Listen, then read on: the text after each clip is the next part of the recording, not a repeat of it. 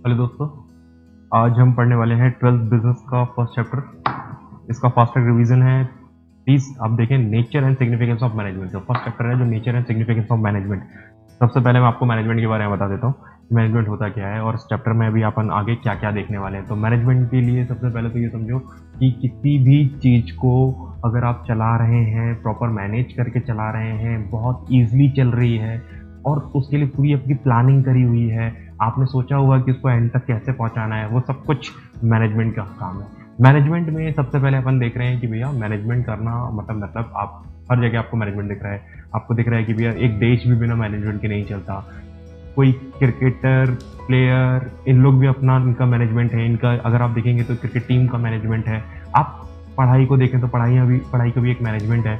मतलब एक सिस्टम, एक प्रोसेस कि कैसे काम चलेगा। इसको हम देख लेते हैं बिल्कुल फास्ट ट्रैक रिवीजन में कैसे होगा। अब ये मैनेजमेंट प्रोसेस है। सबसे पहले तो मैं आपको बता दूं मैनेजमेंट क्या है। मैनेजमेंट एक प्रोसेस है। प्रोसेस किस चीज की? तो मैं आपको बता दूं, आप गोल अचीव करना चाहते हो, कुछ पाना चाहते हो, जहां तक पहुंचना चाहते हो। आप कंपनी चला रहे हो, बिजनेस चला रहे हो, तो आपको कहीं पहुंचना है। तो उसके लिए आपने क्या किया है भैया? आपके लिए इफेक्टिवली और एफिशिएंटली, ये दो वर्ड आगे जाके आएंगे। इफेक्टिव तरीके से काम होना मतलब जो काम आप कर रहे हो वो मतलब बहुत तरीके से हो जाए और बहुत हिम्मत से खत्म होना और टाइम आपका कम लगे, मिनिमम कॉस्ट पे काम खत्म हो जाए, सब कुछ अच्छे से हैंडल हो जाए, वेस्ट कम हो, ये सब कुछ मैनेजमेंट है। आगे बता देता हूँ बेटा। हम देखते हैं भैया मैनेजमेंट के बेसिकली एलिमेंट्स उसके क्या क्या हैं। तो मैनेजमेंट एक प्रोसेस है। एक बात याद रखना हमेशा से कि भैया मैनेजमेंट एक प्रोसेस है। प्रोसेस क्या? जो आप वेरियस फंक्शंस करने वाले हो, उन सबको जो काम करने के लिए आपने प्लानिंग कर रखी है, उसको कैसे करना है वो क्या है, ये सब कुछ क्या है? एक प्रोसेस जो कंटिन्यू चलती रहेगी, कभी खत्म नहीं होगी। एक बिजनेस में मैनेजमेंट चलता रहता है, चलता रहता है। वो एक बार बिजनेस स्टार्ट हुआ, मैनेजमेंट चालू हो गया, भैया बिजनेस के साथ साथ चलता रहेगा। मैनेजमेंट उनको हमेशा बनाकर रखना है। मैनेजमेंट को संभालने वाले लोग हैं, मैनेजर्स हैं, कुछ डायरेक्टर्स हैं, वर्कर्स हैं, सुपरवाइजर्स हैं, इन सबको संभालने वाले लोग हैं कि कैसे चलेगा। इन लोग प्लान बनाते हैं, फिर उसको इम्प्लीमेंट करते हैं, फिर आगे जाके इस पे काम चलता है। नेक्स्ट मैं बोलूंगा कि भैया इफेक्टिव होना चाहिए। क्यों? क्योंकि आपको गोल अचीव करना है अपना। तो भैया आपका मैनेजमेंट, आपका जो काम है वो इफेक्टिव होना चाहिए। ऐसा नहीं कि आपने मैनेजमेंट किया और आप फेल हो रहे हो, बार बार आपका बिजनेस लॉस पे जा रहा है। नहीं, इफेक्टिव होना चाहिए। मतलब आपने जो काम दिया है उस काम को खत्म भी किया, और खत्म भी किया तो अच्छे से किया है। नेक्स्ट आपको बोलते हैं एफिशिएंसी अच्छी होनी चाहिए। मतलब मिनिमम कॉस्ट पे आपका काम हो जाना चाहिए। ऐसा ना हो कि आपने काम तो किया लेकिन आपने इस बात का ध्यान ही नहीं दिया कि आपके पैसे कितने लगे। ऐसे काम को हम मैनेजमेंट नहीं मानेंगे जिसमें आपने पैसा बहुत वेस्ट किया, टाइम बहुत वेस्ट किया और अंत में चीज भी अच्छी नहीं बनाई। तो इसको हम मैनेजमेंट का फेलियर मानेंगे। अच्छा तब होगा जब आपने प्रोसेस ली, अच्छी प्रोसेस करी, आपकी इफेक्टिवनेस में कोई कमी नहीं है और एफिशिएंसी में भी कोई कमी नहीं है, तो मैनेजमेंट पूरा है। आगे बढ़ते हैं। फिर मैं आपको बताता हूँ मैनेजमेंट के बेसिकली कैरेक्टरिस्टिक क्या होते हैं। तो मैनेजमेंट गोल ओरिएंटेड है। मतलब वो गोल तक पहुंचने के लिए काम करता है। मतलब कि आपको कुछ भी हो जाए ये सोचकर चलना है कि आपको एंड तक, आपने जो प्लान बनाया कि भैया एंड में आपको कहाँ पहुंचना है, ये वहां तक आपको पहुंचाता है। फिर उसके बाद बोलता है ऑल ऑल परवेसिव। मतलब कि भैया ये हर लेवल पे काम करता है, चाहे लोअर लेवल का काम हो, चाहे मिडिल लेवल का काम हो, चाहे टॉप मैनेजमेंट का काम हो। इन सब में अगर आप देखेंगे तो मैनेजमेंट है। मतलब टॉप लेवल पे डायरेक्टर्स बैठे हैं, सीईओ बैठे हैं, उन लोग भी मैनेजमेंट का यूज कर रहे हैं, उन लोग की पॉलिसीज हो रही हैं, बन रही हैं, ये सब काम हो रहा है। नीचे जाने के बाद मिडिल लेवल, जहाँ पर ये अलग अलग डिपार्टमेंट के लोग बैठे हैं, क्योंकि अलग अलग डिपार्टमेंट में आपको प्रोडक्शन डिपार्टमेंट अलग है, मार्केटिंग डिपार्टमेंट अलग है, फाइनेंस डिपार्टमेंट अलग है, तो इनका मैनेजमेंट अलग अलग, सबका अलग अलग बांटा गया है। उसके बाद फिर नीचे आप कर देखते हैं तो भैया ऑपरेशन लेवल पे जो वर्क कर रहे हैं वो लोग अलग है। जो लोअर लेवल पे अपना काम करके दे रहे हैं आपको, वो लोग जिनको असाइनमेंट मिले हैं आपकी तरफ से, आपने काम दिया, आपने ड्यूटी दी है, वो रिस्पॉन्सिबिलिटी के साथ उसको खत्म करके आपको दे रहे हैं। ये सब कुछ मैनेजमेंट। मल्टी डायमेंशन कि मतलब एक तरफ तो ये सोचता नहीं, इसके लिए मतलब आप दिमाग लगाओगे तो मैनेजमेंट कहाँ कहाँ किस किस जगह पर जाता है, देखो ध्यान से। पहला पॉइंट बोलता है कि भैया मैनेजमेंट ऑफ वर्क। आप पहले काम का मैनेजमेंट सीखो कि काम कैसे करना है, काम कैसे करना है, काम कैसे कराना है, ये सब देखो कि भैया वर्क का मैनेजमेंट सबसे पहले सीखो। जब आपने देख लिया भैया काम क्या करना है, कैसे करना है, ये पता चल गया, तो आप देखो पीपल्स, भैया लोग, वो लोग, भैया इनको आप कैसे काम कराओगे। भैया बेसिकली उनकी नीड देखो, एम्प्लॉय की, इंडिविजुअल्स की, वो लोग जो तुम्हारे बिजनेस में काम करेंगे। मैनेजमेंट का मतलब यही है कि भैया दूसरों से काम करा लेना। कि भैया आपने क्या सीखा है, एक मैनेजर बनने की कैपेसिटी अगर आपके अंदर है तो भैया पहले देखो काम, दूसरा लोगों को देखो, लोग आपके लिए काम कर सकते हैं कि नहीं, आप उनसे अगर काम करा सकते हैं तो आपका मैनेजमेंट अच्छा है और आप आगे जाके मैनेजर बन सकते हो, आपकी स्कोप्स हैं। लेकिन आप देखो कि भैया काम को पहले देख लो, काम क्या है, फिर लोग उनको सँभालो कि उसको वो लोग ये काम कैसे करेंगे, काम करेंगे तो इसका मतलब ऑपरेशन। थर्ड पॉइंट ये है कि भैया जो ऑपरेशन वो आउटपुट देने वाले हैं कि भैया ये एक प्रोसेस हो जाएगी जब आपने काम देखा, फिर उसके बाद लोग देखे और फिर उनसे काम कराना। मतलब ये 3 स्टेप बात करी मैंने, पहला वर्क का मैनेजमेंट, दूसरा पीपल का मैनेजमेंट, तीसरा होता है ऑपरेशन का मैनेजमेंट। तो हमने क्या कर लिया, काम का भी सीख लिया कि भैया काम कैसे कराना है इनसे, ये भी मैनेजमेंट है। अब आगे देखते हैं। फिर मैं बोलता हूँ भैया अगर आप बात करते हैं कि भैया कंटिन्यूअस प्रोसेस की, मैनेजमेंट कभी बंद नहीं होता। मैंने आपको पहले ही बताया, top level, second level, middle level, सारे के सारे लोग मैनेजमेंट का यूज़ करेंगे जितने आपके बिजनेस में काम कर रहे हैं। मैनेजमेंट जैसे बिजनेस स्टार्ट होता है उसके पहले से और उसके बाद तक बिजनेस जब तक चल रहा है तब तक आपका मैनेजमेंट चल रहा होता है। मैनेजमेंट ग्रुप एक्टिविटी है। हाँ, एक अकेला मैनेजमेंट कोई बंदा नहीं चला सकता। वो अकेला है तो वो अपनी लाइफ बस मैनेज कर सकता है अपने हिसाब से जैसा वो चाहता है। लेकिन अगर बिजनेस चला रहे हो तो आपको मैनेजमेंट ग्रुप में करना होता है, लोगों को साथ लेकर चलना होता है और एक पर्टिकुलर गोल पर पहुंचना होता है जहां पर आप ये बताते हो कि हम सबका मेन जो गोल है वो एक है। फिर आगे बोलूंगा भैया डायनेमिक है, क्योंकि हाँ ये डायनेमिक है क्योंकि ये चेंज होता रहता है। अगर आप देखेंगे तो आपके बिजनेस में इन्वायरमेंट चेंज हो रहा है, एक्सटर्नल इन्वायरमेंट, इंटरनल इन्वायरमेंट, दो इन्वायरमेंट होते हैं, हम नेक्स्ट चैप्टर में पढ़ेंगे। लेकिन अगर मैं आपको ये बता दूं कि एक्सटर्नल इन्वायरमेंट वो जो बिजनेस के बाहर की बातें, मतलब तुम्हारा बिजनेस है लेकिन पॉलिटिकल बैकग्राउंड में कुछ चेंजेस आ रहे हैं, अगर आपके बिजनेस को हिट हो रहा है उसकी वजह से, या फैशन चेंज हो गया लोगों का उसकी वजह से आपके बिजनेस को हिट हो रहा है, भैया टेक्नोलॉजी नहीं आ गई लेकिन अभी तक आप पुरानी चला रहे हो तो भैया इसकी वजह से कोई हिट आ गया, तो डायनेमिक है मैनेजमेंट। मैनेजमेंट बोलता है भैया आपका जैसा चल रहा है, अभी जैसा काम चल रहा है वैसे उस हिसाब से उसको ढाला जा सकता है। मतलब टेक्नोलॉजी बढ़ रही है तो आप अपना मैनेजमेंट को भी टेक्नोलॉजी में लेकर आ जाइए कि भैया टेक्नोलॉजी आ जाए उसके थ्रू हम मैनेजमेंट को संभालेंगे। यही चीज बोल रहा है कि ये डायनेमिक है, चेंज होते हुए कंडीशन में ये फंक्शंस को अपने आप को चेंज कर लेता है। फिर मैं आपको बताता हूँ कि ये एक इंटेंजिबल फोर्स है जो बोल रहा है कि भाई इसको आप देख नहीं सकते। मैनेजमेंट है कि भैया आप बोलोगे भैया मैंने मैनेजमेंट को देखा है या मैंने उसकी फोटोज देखी, नहीं ऐसा नहीं है। मैनेजमेंट को नहीं देख सकते, मैनेजमेंट को फील किया जाता है। आप फील करते हो कि भाई मैंने वहाँ फील किया है, वो मैनेजमेंट वहाँ का बहुत बहुत शानदार है। मैं उस हॉस्पिटल को जानता हूँ, वो हॉस्पिटल का मैनेजमेंट बहुत शानदार है। मतलब अपन वहाँ जाएंगे तो वहाँ पर इलाज हमारा अच्छे से होगा, सारी चीज़ें टॉप टू बॉटम हम लोग बिल्कुल ऑर्गेनाइज वे में करते हैं। तो हम ये मानते हैं कि मैनेजमेंट को हम फील करते हैं, राइट। फिर आगे बढ़ते हैं। फिर बोलता हूँ ऑब्जेक्टिव क्या है मैनेजमेंट के, ये क्वेश्चन बार बार आता है। ऑब्जेक्टिव क्या है, तो सबसे पहले बोलूंगा कि भैया ऑर्गेनाइजेशन की बात करते हैं। तो सबसे पहला तो काम होता है तुम्हारे ऑर्गेनाइजेशन का।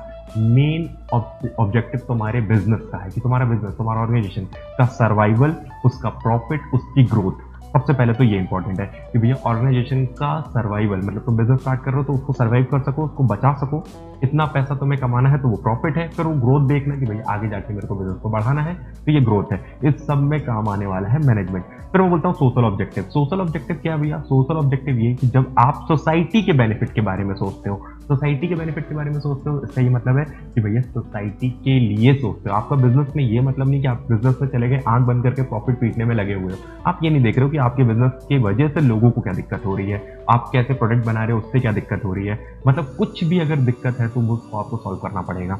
नेक्स्ट मैं बोलूंगा आपको भाई यहाँ पर पर्सनल ऑब्जेक्टिव, मतलब यहाँ पर जो एम्प्लॉय आपके लिए काम कर रहा है उसकी भी कुछ नीड है, आपको वो भी देखकर चलना पड़ेगा। सपोज करिए कि भैया आपके यहाँ जो वर्कर्स काम कर रहे हैं तो उनकी भी कुछ अच्छा है कि भैया मुझे सैलरी मिले, मेरे को बोनस मिले, मेरे को आगे जाके प्रमोशन मिले, ये सब कुछ भी देखते हुए उनको चलना है। तो उन्हीं के बारे में भी आपको सोचना पड़ेगा। मैनेजमेंट आपको ये भी बोलता है। मैंने इनके 3 ऑब्जेक्टिव, पहला मैंने बोला ऑर्गेनाइजेशन का, दूसरा आपको सोशल का, तीसरा आपका पर्सनल का।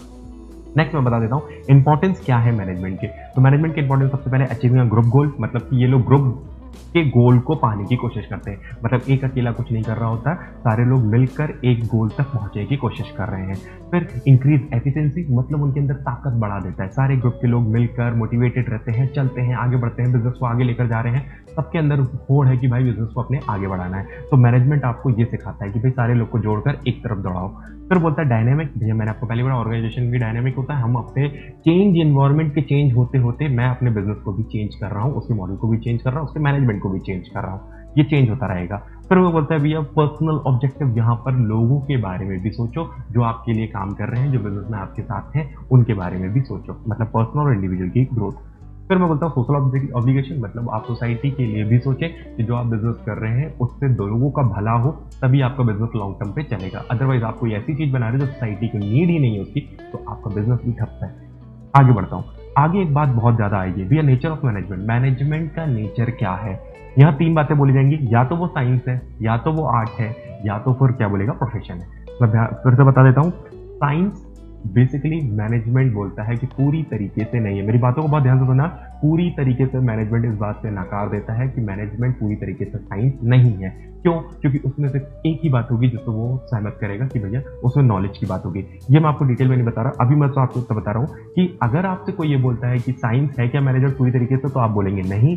अगर कोई बोलता है प्रोफेशन है क्या पूरी तरीके से मैनेजमेंट, तो आप बोलेंगे नहीं। अगर कोई बोलता है कि आर्ट है क्या, आर्ट्स मैनेजमेंट जैसा है क्या, तो आप बोलेंगे बिल्कुल हाँ, आर्ट को मैनेजमेंट के नेचर का माना गया है। बताने के लिए उन्होंने ये बोला है कि भाई देखिए, साइंस में बेसिकली आप कॉज एंड इफेक्ट के रिलेशनशिप को लेकर चलते हो। मतलब जो होता है आपने देखा, उसके कॉजेज और उसके इफेक्ट की वजह से जो भी नई चीज निकल कर आती है वो हमेशा सेम रहती है। लेकिन मैनेजमेंट में वो चीज़ फॉलो नहीं हो पाती, क्योंकि ह्यूमन बीइंग की बात करें तो इनका बिहेवियर डिफर कर जाता है। मतलब लोगों को जब मैनेज करने की बात होगी तो साइंस जैसा पार्ट नहीं होगा, क्योंकि साइंस में आपको जो भी आपने एनालाइज किया, जो रिपोर्ट निकल के आई, तो अगली बार जब भी वो करोगे तो सेम रिपोर्ट आने वाली है। मैनेजमेंट में ऐसा नहीं है। आप कितना भी अच्छा प्लान बना लो, कितने भी अच्छे प्लान बना लो, जब तक आप लोगों को मैनेज करना नहीं सीखोगे, क्योंकि लोग अलग हैं, उनका बिहेवियर अलग है, उनका माइंडसेट अलग है, तो आप उनको मैनेज नहीं कर सकते उस तरीके से जैसे आप साइंस को चला रहे हो। इसलिए साइंस से इसको मना कर दिया गया।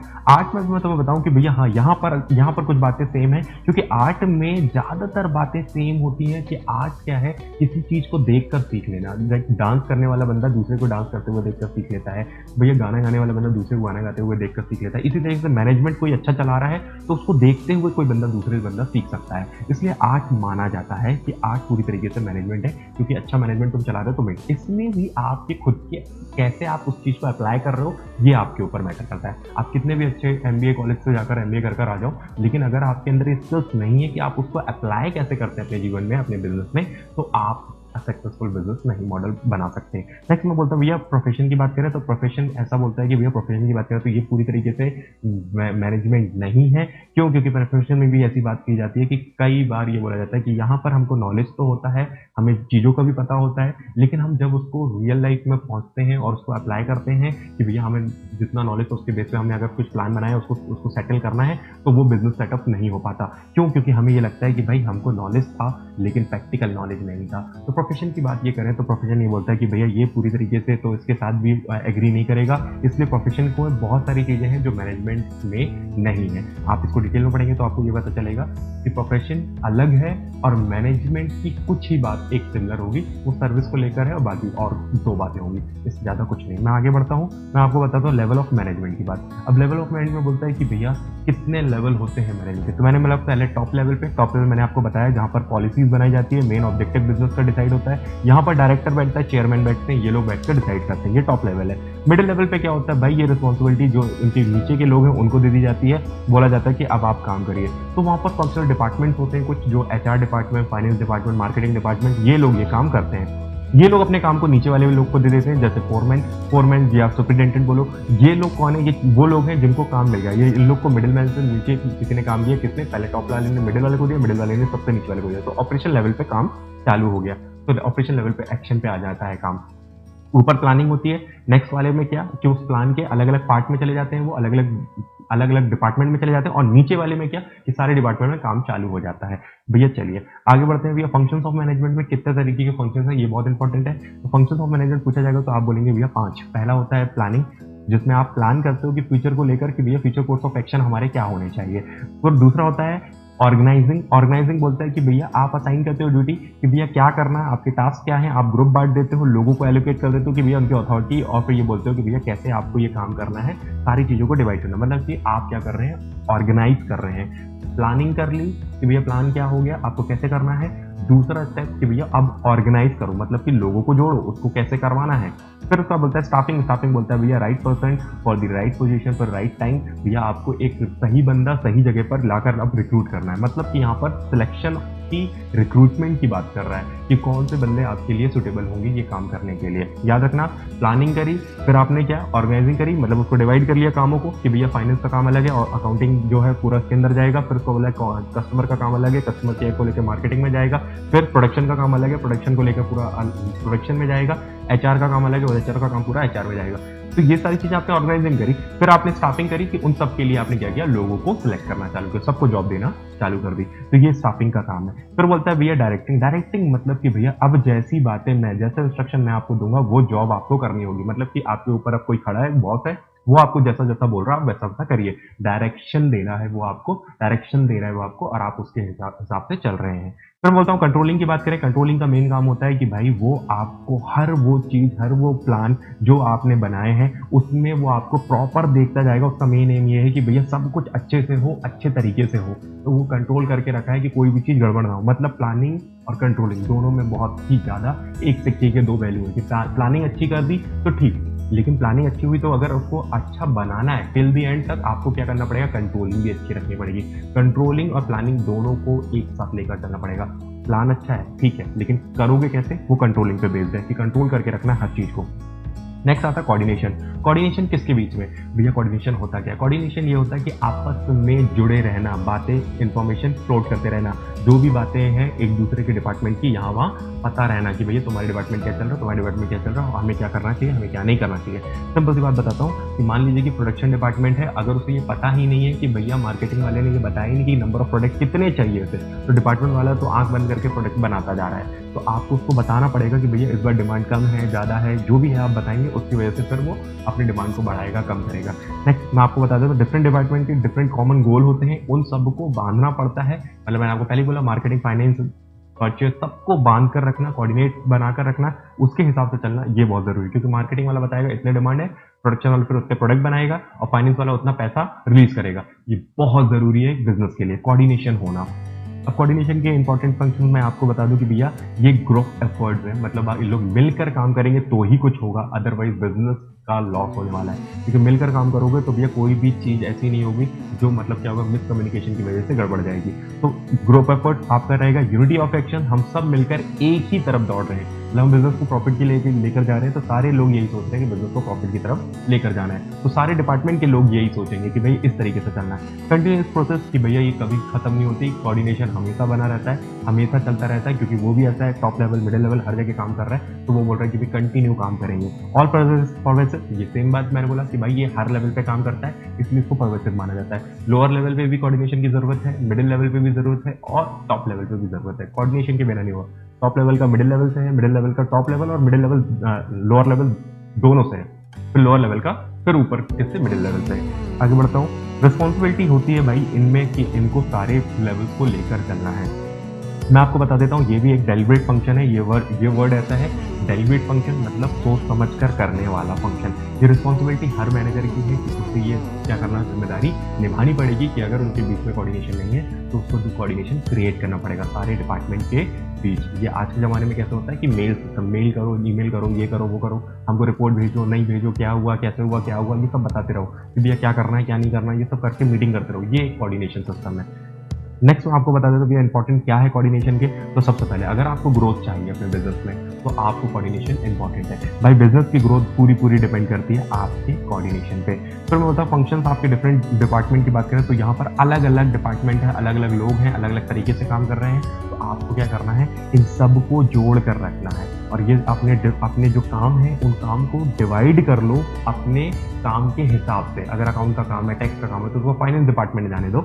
अगर कस्टमर के लिए प्रोडक्ट जो बनाया है वो कौन सा है, कैसा है, वो उसको मार्केटिंग में जाने दो। फिर उसके बाद अगर कोई ऐसा और भी कोई एचआर का काम है, जैसे कि भैया रिक्रूटमेंट कब होगा, कैसे होगा, बोनस सैलरी कैसे मिलेगी, ये सब कुछ एचआर के डिपार्टमेंट में जाने दो। ये बहुत ज़रूरी है। स्पेशलाइज लोग मिल जाते हैं कोऑर्डिनेशन के दम पर कि भैया आपको एक ऐसी टीम मिलती है जिसमें हर वो बंदा जो जिस फील्ड में स्पेशलाइज है आप उसको उसी फील्ड में डालो। इससे आपका कोऑर्डिनेशन अच्छा हो जाएगा। थैंक यू सो मच बच्चों। अगर आपको नोट्स चाहिए हो तो आप मुझे कॉन्टैक्ट कर सकते हैं, मैं आपको नोट्स प्रोवाइड कर दूँगा।